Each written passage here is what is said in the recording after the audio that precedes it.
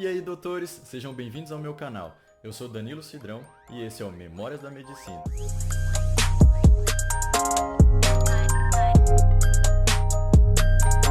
Já que estamos vivendo uma pandemia, nada mais justo do que falarmos delas, não é? E para começar o vídeo de hoje, gostaria de fazer a seguinte pergunta: você sabe o que exatamente é uma pandemia? Segundo a OMS, uma pandemia é a disseminação mundial de uma nova doença.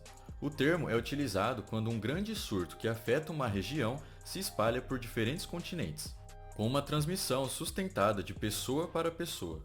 Ou seja, em uma pandemia se leva mais em conta o número de pessoas contaminadas simultaneamente do que a gravidade dela em si.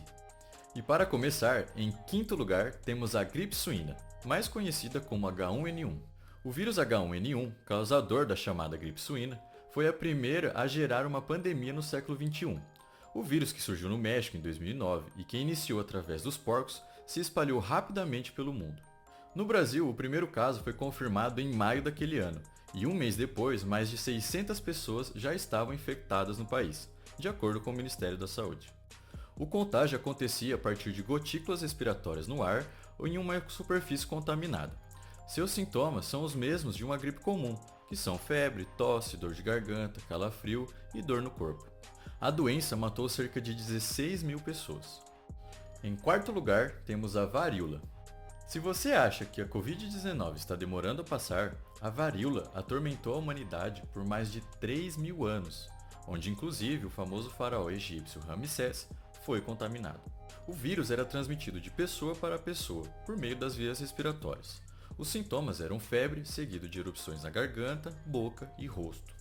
Felizmente, a varíola foi erradicada do planeta em 1980, após uma grande campanha de vacinação em massa. Porém, a doença, segundo historiadores, matou cerca de 300 milhões de pessoas. Em terceiro lugar, temos a cólera. Sua primeira epidemia global, em 1817, matou centenas de milhares de pessoas. Desde então, a bactéria sofreu diversas mutações e causou novos ciclos epidêmicos de tempo em tempo. Portanto, ainda é considerado uma pandemia. Sua transmissão acontece a partir do consumo de água ou alimentos contaminados, e é mais comum em países subdesenvolvidos. Um dos mais atingidos pela cólera foi o Haiti em 2010. O Brasil já teve vários surtos da doença, principalmente em áreas mais pobres do Nordeste. No Iêmen, em 2019, mais de 40 mil pessoas morreram devido à pandemia. Os sintomas são diarreia intensa, cólicas, enjoos, e apesar de existir uma vacina contra a doença, ela não é 100% eficaz, e o tratamento é à base de antibióticos.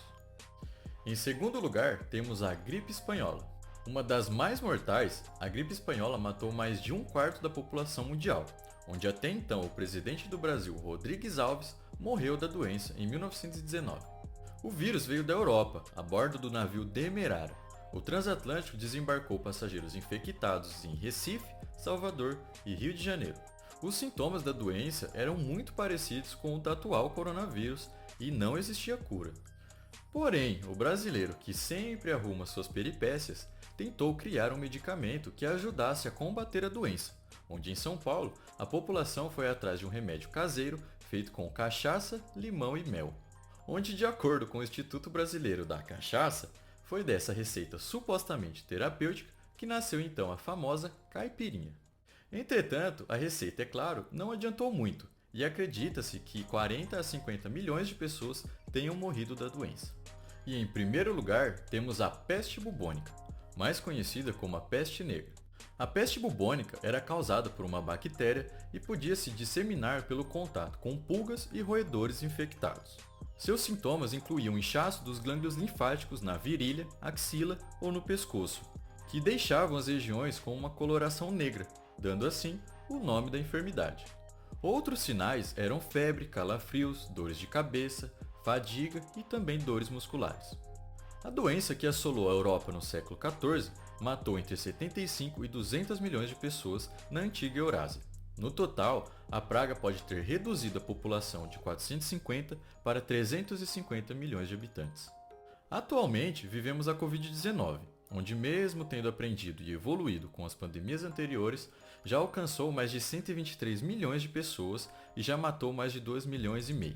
E mesmo ainda sendo realidade, torcemos para que os números não cresçam como vimos nas pandemias anteriores. O que mostra também que sempre estamos correndo risco e que a maior precaução que podemos ter é cuidarmos de nossa saúde, além, é claro, de mantermos nossa fé em Deus. Se você quer que eu fale mais a fundo sobre alguma dessas pandemias, deixe nos comentários e em breve farei um vídeo sobre. Bom, doutores, se vocês gostaram desse vídeo, deixe o like, se inscreva no canal, compartilhe com os amigos e também nos siga nas redes sociais, onde estarei interagindo diretamente com vocês. Valeu!